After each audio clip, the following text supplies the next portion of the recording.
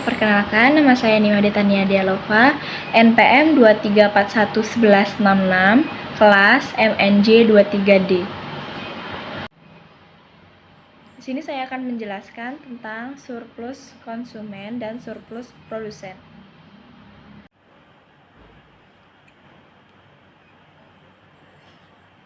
Surplus konsumen adalah keuntungan yang diterima pembeli dari partisipasinya pada suatu pasar. Sedangkan surplus produsen adalah keuntungan yang diterima penjual dari partisipasinya yang pada suatu pasar. Surplus produsen adalah selisih harga terendah di mana produsen siap menjual barang sesuai harga. Surplus produsen menjelaskan harga jual yang diterima produsen lebih besar dari harga mereka yang bersedia untuk menerimanya. Jika permintaan untuk produk melonjak, vendor yang menawarkan harga terendah mungkin kehabisan pasokan dan cenderung mengakibatkan kenaikan harga pasar secara umum, menyebabkan surplus produsen. Sebaliknya, jika harga turun dan penawaran tinggi tetapi permintaan tidak mencukupi, akibatnya terjadi surplus konsumen. Faktor terjadinya surplus pada produsen. 1. Faktor lokasi. Lokasi bisa membuat harga penawaran jadi tinggi. 2. Faktor hari besar. Harga yang ditentukan oleh produsen bisa menjadi naik dari biasanya ketika Hari Raya Idul Fitri, Hari Natal sebentar lagi tiba. 3. Faktor permintaan yang naik. 4. Kebutuhan produsen.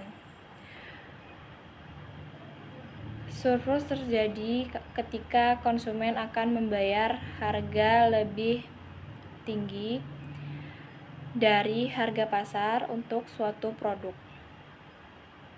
Misalnya, untuk membeli roti, konsumen bersedia membayar 5.000, namun dia mendapati roti yang diinginkan di harga 3.000. Maka, kelebihan harga sebesar 2.000 adalah surplus yang dinikmati oleh konsumen. Dapat disimpulkan surplus adalah keadaan di mana sebuah perusahaan mengalami pendapatan yang lebih besar dibanding pengeluaran. Namun surplus bisa menjadi negatif bila jumlah permintaan dan penawaran mengalami ketidakstabilan. Surplus adalah istilah yang digunakan apabila jumlah pemasukan lebih besar ketimbang pengeluaran. Sementara defisit, istilah yang digunakan bila mana pengeluaran lebih besar ketimbang pemasukan. Dampak surplus. Terjadinya surplus bisa menyebabkan ketidakseimbangan pasar dalam penawaran dan permintaan. Akibatnya, produk tidak bisa mengalir secara efisien lewat pasar. Namun demikian, kondisi keuangan yang surplus memiliki cara sendiri untuk menyeimbangkan penawaran dan permintaan. Apabila jumlah sisi penerimaan melebihi sisi pengeluaran, APBN dikatakan memperoleh surplus, sedang sebaliknya, apabila sisi penerimaan lebih kecil dari sisi pengeluaran, maka APBN dikatakan defisit.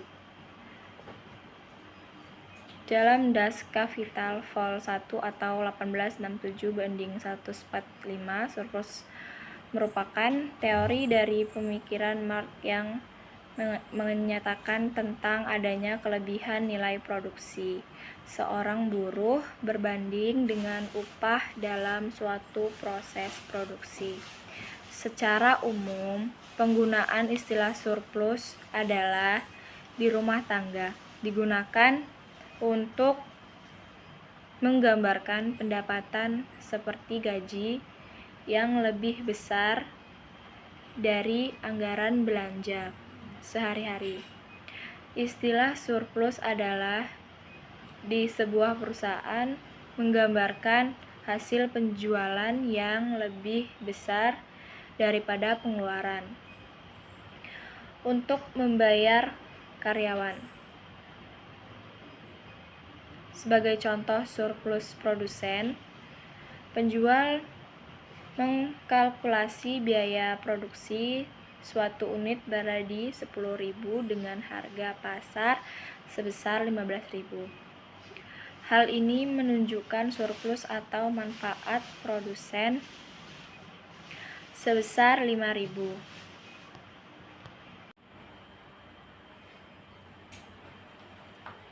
Menghitung surplus perdagangan, Anda hanya perlu mengurungkan total nilai ekspor sebuah negara dengan total nilai impornya.